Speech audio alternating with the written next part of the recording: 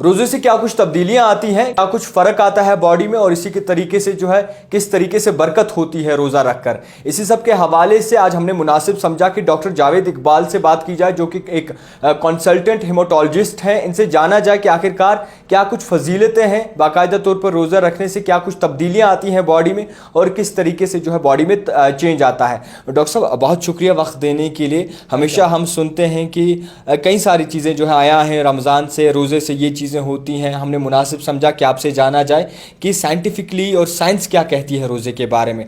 سب سے پہلے ہمارا سوال رہے گا، روزہ رکھنے سے باڈی میں کیا کچھ چینج آتی ہے، تبدیلی کیا آتی ہے؟ بالکل ایک ریٹروگریڈ چینج آ جاتی ہے باڈی میں، چونکہ فزیالوجی چینج ہو جاتی ہے۔ نارملی ہم لوگ آلموسٹ شام کے ٹائم، ایوننگ ٹائم پہ کھاتے ہیں، لیکن رمضان کے مہینے میں سحر کھانا پڑتا ہے اور 2 دفعہ کھانا پڑتا ہے، شام کو سے لے کر سحر تک، لیکن دن کو کچھ نہیں کھانا ہے، نہ پانی پینا ہے۔ تو اس طریقے سے ایک فزیالوجی میں چینج آ جاتی ہے، آپ کا پیٹرن جو ہوتا ہے اور نیند کا پیٹرن ہے اس میں بھی افیکٹ آ جاتا ہے، آپ کو ویسے ہی ڈھال میں اڈاپٹ کرنا پڑتا ہے۔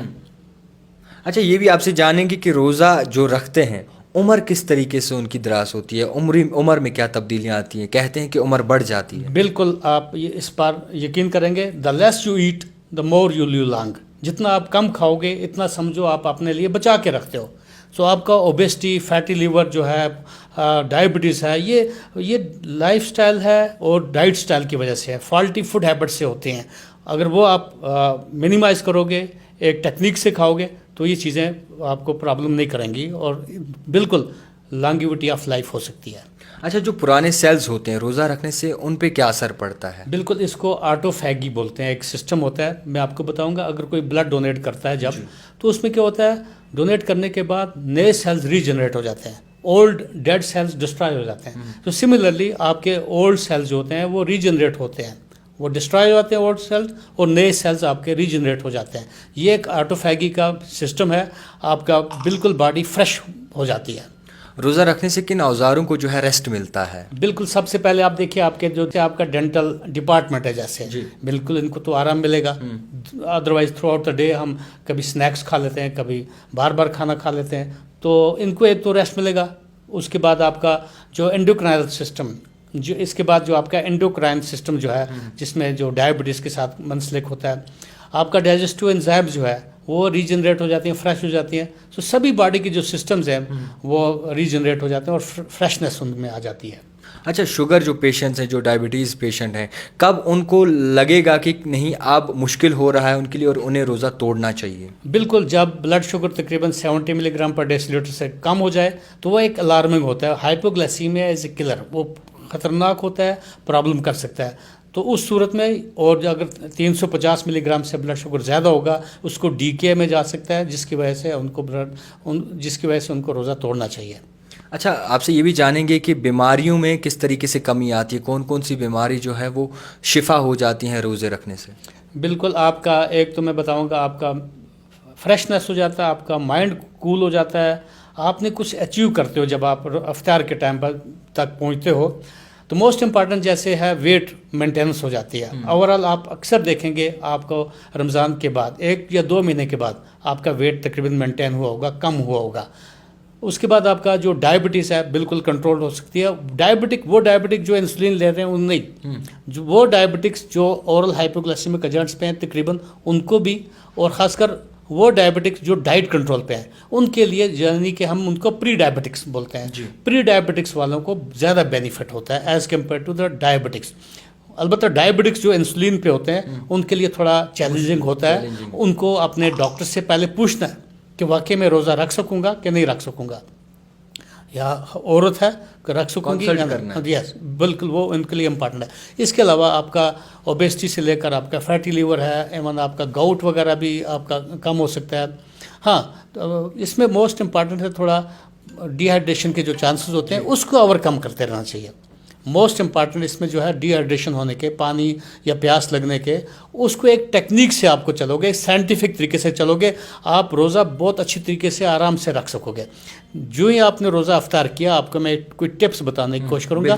कुछ प्लेन पानी से या बबरीबल पानी से लस्सी होता है, या चिया सीड्स बहुत पॉपुलर हुए हैं आजकल, उनके साथ रोज़ा अफ्तार करके आप 2-3 खजूर खा लेंगे। ओवर ईटिंग नहीं करना चाहिए रमज़ान में, ओवर ईटिंग का बरक्स हो जाएगा। तो इस तरीके से एक तो वो इम्पॉर्टेंट चीज़ है कि किस तरीके से आप रोज़ा अफ्तार करोगे। उसके बाद आप वेजिटेबल सैलड ले लेना चाहिए। उसके बाद आप चलो आप नमाज के चले गए, उसके बाद नमाज के बाद जब आगे आप खाना वाना खाएंगे, उसके बाद तकरीबन कश्मीर में नमकीन चाय अक्सर पी जाती है। तो मैं बहुत रिकमेंड करूँगा नमकीन चाय की जगह ब्लैक टी, ग्रीन टी वगैरह या लेमन टी कुछ ऐसी पिया जाए जिसमें शुगर्स वगैरह कम डाला करो, ताकि आपका फ्यूचर में हमें देखना है तो वो आपका वो मेंटेन रहे, वो बेनिफिट रहे। हाँ यस। अच्छा, तमाम लोग ऐसे हैं जो कहते हैं कि रोज़े में अगर भूख लगती है तो इससे कई सारी चीज़ें सही हो जाती हैं, तो आप क्या इसके बारे में कहेंगे कि रोज़े में जब ज़्यादा भूख लगती है उसके बाद उस भूख की वजह से हमें कोई फ़ायदा मिलता है बॉडी को? बिल्कुल, आपका जो सिस्टम जो बॉडी का अंदर का है ना वो फ्रेश हुआ होता है। आपके सेंसेस जो है आपके सेंसेस जो है एक्टिवेट हो जाते हैं, बॉडी के सभी सेंसेस। तो नेचुरली सेंसरी सिस्टम्स में या आपका जो परस्यू होता है, एपेटाइजर्स जो होते हैं, आपको जल्दी फिर उसका लिए भूख लग सकती है इसके साथ, तो अच्छी बात है। तो डॉक्टर साहब आखिर में क्या कुछ सजेशन देना चाहेंगे तमाम आम शहरियों को, तमाम लोगों को? देखिए, रमज़ान के महीने में हर घरों में तकरीबन कोशिश ये होती है अच्छे अच्छे पकवान पके जाते हैं। तो मोस्ट इम्पॉर्टेंट मैं ये बताना चाहूँगा कि ओवर ईटिंग से बचना चाहिए। आपको एक बैलेंस डाइट लेने की कोशिश करते रहना चाहिए मिनिमम। हाँ, मोस्ट इंपॉर्टेंट है इसमें स्लीप पैटर्न्स भी आपको मेंटेन रखना बहुत इंपॉर्टेंट है। देखिए, रमज़ान में आपका जो विल पावर बस स्ट्रांग हो जाता है। यही एक मौका है, आप सिगरेट छोड़ सकते हो, आप कहीं एडिक्शन में अगर हो तो एडिक्शन छोड़ सकते हो। So this is most important. अल्लाह ताला की तरफ से एक ब्लेस्ड मंथ ऑफ रमदान है हमारे लिए।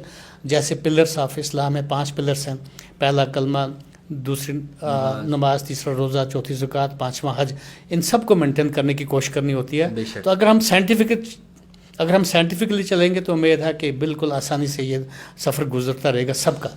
खैर, बहुत शुक्रिया, आपने बहुत ही अच्छे तरीके से जो है एलॉबरेट किया।